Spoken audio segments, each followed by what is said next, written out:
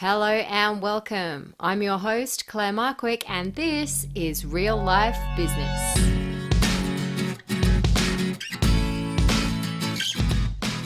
Hello and welcome to episode number 19 of the Real Life Business Podcast, the show that helps you balance running your business with everything else that goes on in our lives to create the lifestyle that we want to be living rather than have our business take over our lives. And trust me, as an accountant turned business coach, I have been in this game over 15 years and have seen firsthand the difference it makes to proactively choose the life and business we want to have over being left to react to whatever the universe throws our way. Now, if you listened last week, you would know that we took a break from our usual interview style format, which I do from time to time, and we spoke about focus. We spoke about focus having two layers. That first layer being the surface layer, being the actions and the tasks, the physical things that we're choosing to focus on. That's the what we need to do. Then there's that deeper layer to focus, being our thoughts and our beliefs. And this is more in line with how we should be doing the things. Now, last week we spoke about the surface level. We talked about how we choose what to prioritize, how we manage our distractions, and how we deal with it when shit hits the fan. And I'll post the link to that episode in the show notes to this one. So if you did miss that or you haven't got around to listening to that yet, then I'll put the links in the show notes to this episode. This week, before we get back to our interview format, we're going to dig a bit deeper and we're going to unpack how our thoughts and our beliefs impact where we're at right now in our business. Why is it important that we need to know that focus has two layers? Well, we could be doing all the right things. We could be thinking that we could be focusing on all the things that we think we should be doing, all the things that people tell us we should be doing. Yet we still might not be seeing the results that we want to be seeing in our business. And why that is because we're probably inadvertently or unconsciously holding ourselves back by what we're choosing to believe. Now, when I say choosing, I say that lightly because more often than not, it's our unconscious mind that is choosing to hang on to beliefs that aren't serving us. So we might not consciously be doing things that are holding ourselves back, but essentially that's what's going on underneath the surface. So the easiest way for me to explain that is to share with you a little seemingly unrelated, but yet totally relevant story. And it all happened a couple of weeks ago when me, the hubby, and the boys were up the back of our property wood chopping. So in the past, we have been one of those families who will go up the back with the ute, the trailer, and the chainsaw on a Sunday afternoon, and we will collect wood manually. Hubby will chop the tree. The kids and I will load the logs into the back of the ute and the trailer. We'll drive back to the woodshed. Hubby and the boys get their blockbusters and start busting the logs, splitting them, and then we take them down to our wood pile. That's been how we've done it for years. And for the last couple of years, Terry has been saying, you know what, we really should think about investing in a wood splitter. It's going to make things so much quicker. It's going to make things so much easier. And the fact that he has his own business as well, he's an electrician. I'm 100% on board with that because I figure if he does his back splitting wood with a blockbuster, then the least case scenario is that he'll be out of action for a few days, which obviously isn't good for him and it isn't good for our income earning potential. So I was all for it. I'm like, yep, let's get a blockbuster. So cut a long story short, we got a wood splitter. And this was probably the second outing for this wood splitter, perhaps the first as a family. And as you can imagine, the boys were very enthusiastic to help out. So we get everything set up and hubby's there chopping the big chunks of wood. I'm putting them up onto the wood splitter, splitting them up. The boys are putting them into the back of the ute. Then Kai wants a turn. Now, for those who don't know the dynamics of my family, Kai is our eldest son. He's 11. And so we did the whole safety talk. We gave him the goggles. We gave him the gloves. We told him how to do it. Off he goes. He starts doing it very carefully at first, puts the log on, moves the arm, splits the wood, puts it onto the table, yada yada. You can probably imagine where this is going. As his confidence starts to build, his pace starts to build, and he starts getting much quicker and quicker at putting the wood onto the table, moving the arm, splitting the wood, putting it back onto the table to go back onto the ute. Now, anyone who doesn't know about how a wood splitter works, essentially it's this huge hydraulic, I think, ram that sort of, you put the wood on a table and this sort of real slow moving axe type thing pushes itself into the wood and essentially splits it open. Now, what Mr. 11 decided to do in his haste was that he didn't quite get the piece of wood up against the backing board straight, and his little pinky slipped down behind the piece of wood in between the wood and the backing board. So as this ram was coming in and pushing the piece of wood and splitting it open, his finger was getting crushed against the backing board. Now, this all happened in a matter of seconds, obviously, otherwise his finger would have come off. But he, I saw what was happening. I yelled out to him. He pushed the lever to stop it. And, the poor kid, he was wearing gloves, but he was in agony because he'd suddenly realized that he was crushing his finger.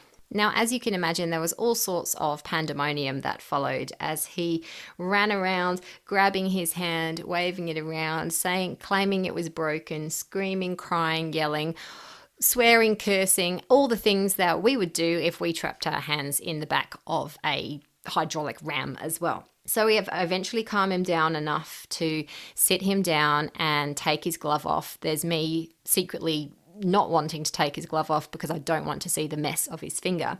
But we take his glove off and, yes, it's very purple, it's very bruised, but it's not as bad as it could be. There were no broken nails. I don't know about you, but I can't stand broken nails. I reckon I could watch open heart surgery, but if someone splits their nail like right down the middle, or traps their finger in something and their nail breaks and goes black, ugh, it's just something that sends shivers right through me. So thankfully there was no damage to his nail. It was literally, the poor kid had just slipped his little pinky down the back of this log and it had just sort of crushed sort of from the knuckle down essentially. Didn't think it was broken because there was still some movement there. So, we're up in the middle of the bush. We're like, okay, right, let's get him back to the house. Let's get it bandaged up. Now, at this point, I'll add, we had been doing all the right things. So we had sat him down, we had calmed him down, we'd taken his glove off, we'd supported his hand, we'd cleaned it up, we'd cleaned him up, we'd given him some Panadol because we knew the pain would kick in. So we had done all the right things.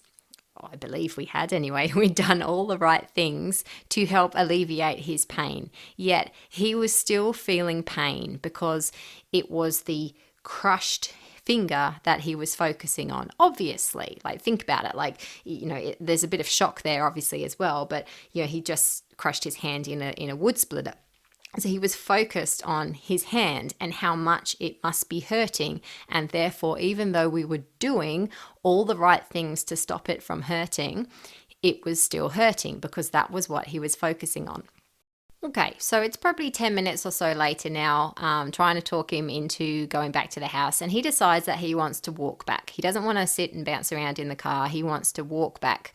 So he and I started walking down the hill and just started chatting. We're talking about all sorts of things. I can't actually remember what we were talking about, but all sorts of things on the nice walk back through the bush. And after a few minutes, he turns and he was like, he goes, my hand's not hurting anymore. Now, there are people out there that would say, okay, well, perhaps the Panadol kicked in. And perhaps it did. Perhaps there was some element to that, yes.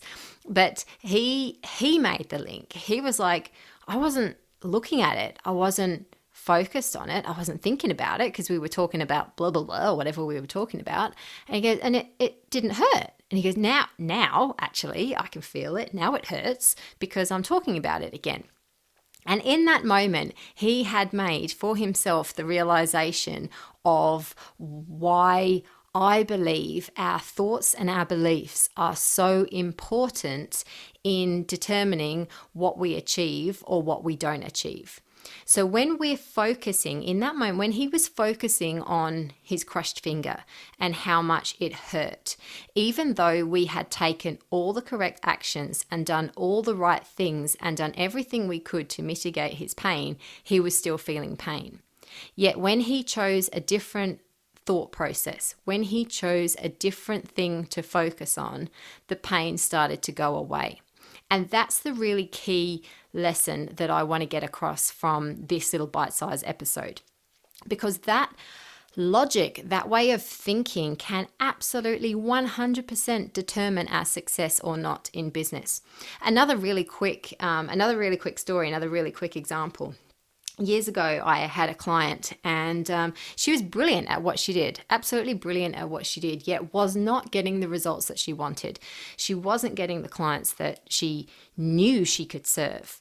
And essentially cut a real long story short. And when we were talking about success and what success meant to her, she shared a story about her childhood. She shared what her childhood was like. She shared the fact that her father was an entrepreneur, was a businessman, and what growing up as a child with a dad who worked really hard, what that looked like.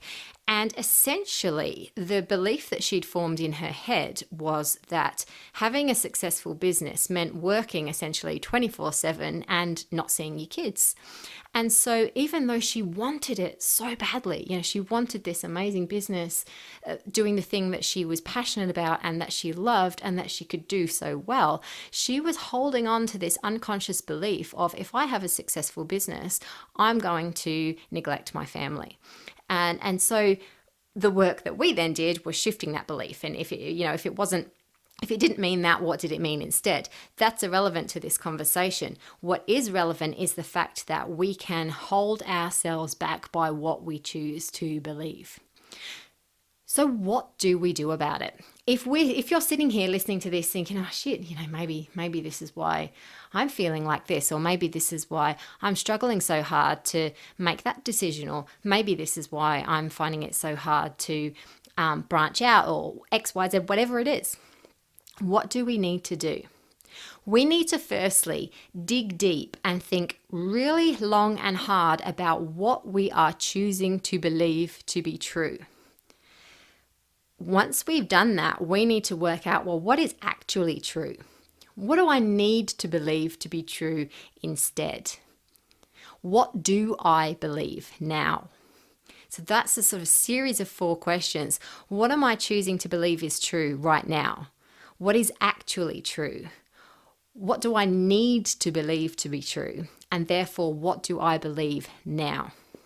And the final, really important step in that process is to thank those old beliefs, because let's face it, we've got to where we are right now because of everything that we're unconsciously choosing to believe, whether we realize it or not. So we say thank you. Thank you, limiting belief of my hand is hurting. You've got me to where I am right now. You've got me through shock. You've got me to, the bottom of the hill. I'm now at home, but I'm now choosing to believe that my hand isn't broken, that I'm actually going to be okay. And yeah, I don't need you anymore. So thank you, but this is what I'm choosing to believe instead. And then create a mantra out of it. When it's related to your business, create a morning mantra, to create something that you say to yourself every day, because trust me, just listening to a 15-minute podcast and then deciding, hey, I'm not going to believe that anymore, I'm going to believe something else, it ain't going to stick. It isn't going to last. We need to have a consistent and repetitive way of teaching ourselves that we don't need those limiting beliefs anymore. We don't need to focus on those things that are holding ourselves back. We need to consciously focus on the thoughts, on the beliefs that are going to move us forwards. So have a little chant, have them written on a Post-it note that you stick on your mirror. Success doesn't mean that I'm going to abandon my family. Success means that I'm going to be able to provide for my family and have infinite resources to be able to go on holidays and buy my family whatever they need. Success equals experiences, for example. Have that as a sticky note that sticks on your mirror as you're getting ready in the morning, as opposed to success is meaning I'm going to desert my family. Now, this is a massive conversation. People work with coaches over long periods of time to identify these limiting, unresourceful beliefs and work on changing them, work on these blocks to change what we believe, to then move us forwards. So, as I said, a 15-minute podcast is not going to be the be-all and end-all. What I want this episode to bring is awareness of the way that what we choose to focus our thoughts on might actually be the very thing that is holding us back from achieving what we want to achieve, that is holding our businesses back from evolving into that next level of where we want to take them. So use this as a guide. If you need some help, if you are listening to this thinking, oh my God, this is exactly what is going on with me, how the hell am I going to identify what's holding me back though? If this has brought anything up for you, please reach out. You can email me at claire@reignitepc.com.au. You can message me on Instagram, or you can book in for a complimentary 30-minute business bouncing call, and I'll put the booking link to those in the episode show notes to this episode as well. So if this has triggered anything for you, then please reach out and do something about it, because both you and your business will thank yourself for it. Now, next week, we will be back to our usual interview format, and I am speaking with Joanne Holbrook, an author, a coach, and a course facilitator, about her journey into growing into the businesswoman that she now is. It's a really fascinating conversation that ties in really nicely to what we've been talking about here. It's about building our capacity and stretching into what we believe to be true, what we believe to be possible in order to achieve great things in our business. So join us next week for that. That is all from me for this week.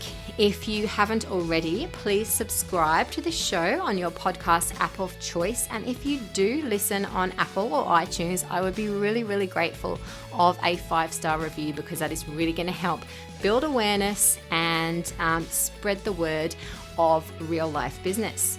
Share this episode with anyone in your network who you believe needs to hear it. And until next time, bye-bye.